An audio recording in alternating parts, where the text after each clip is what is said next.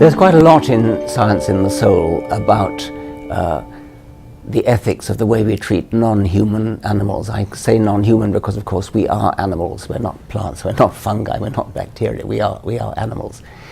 There is a double standard in our ethics at present, which builds a wall around our own species, Homo sapiens, which is rather unevolutionary. If you think about the fact that we are close cousins of chimpanzees, if you think about the fact that we are descended from a common ancestor that lived only about 6 or 7 million years ago, if you want to erect a moral wall around our species and say, for example, that a human embryo, even a very beginning human embryo, long before it develops a nervous system, is somehow worthy of more moral consideration than an adult chimpanzee, then that is a rather unevolutionary viewpoint. If you look back in our ancestry, at what point would you draw the line? Would you give, if there were Australopithecus, our ancestor, almost certainly our ancestor Australopithecus of 3 million years ago, if you were to meet one, if one had survived in the African jungle, would you give it the same moral consideration as the rest of us, or would you say no, it has the same moral consideration as a chimpanzee? If we look back in history, a couple of centuries ago, most people accepted slavery. And nowadays, of course, that's a horrifying thought. No civilized person today accepts slavery. And if you look back further still, we had the appalling things that the Romans were doing in the Colosseum with spectator sport, watching people killing other people or lions killing people, regarding it as fun, entertainment to take the children out to.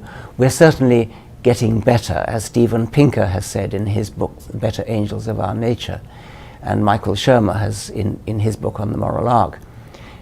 So we're changing a lot, and it's therefore sort of fairly obvious thing to do to look into the future and say, what will our future descendants think when they look back at us, the way we look back at our slave-owning ancestors with horror? What will our descendants look back on it in our time? And I think the obvious candidate would be the way we treat non-human animals. My view would be that we want to avoid suffering.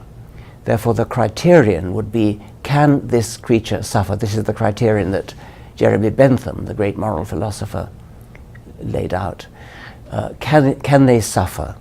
There's every reason to think that mammals, at least, and probably many more, can suffer perhaps as much as we can pain. If you think about what pain is for, biologically speaking, pain is a warning to the animal, don't do that again. If the animal does something which results in pain, that is a kind of ritual death. It's telling the animal, if you do that again, you might die and you might fail to reproduce. That's why natural selection has built pain into our nervous system. It's built the capacity to feel pain into our nervous systems. So don't mess around with hornets because it's painful. Don't do that again. Don't pick up burning coals from the fire. Don't do that again. There's absolutely no reason, as far as I can see, why a non-human animal, a dog or a chimpanzee or a cow, should be any less capable of feeling pain than we can. When you think of what pain is actually doing, pain feels like something primitive, feels like something like seeing color or smelling a rose or something like that. It doesn't feel like the kind of thing for which you need intellect.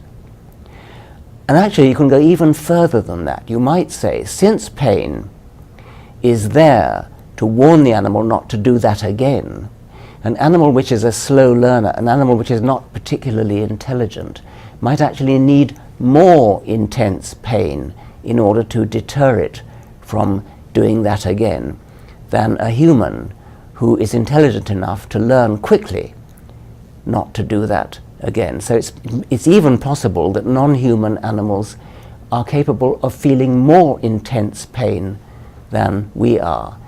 I'm not sure how far I want to push that argument, but I think at least I can say there's absolutely no reason to suppose that they feel less pain than we do, and we should give them the benefit of the doubt.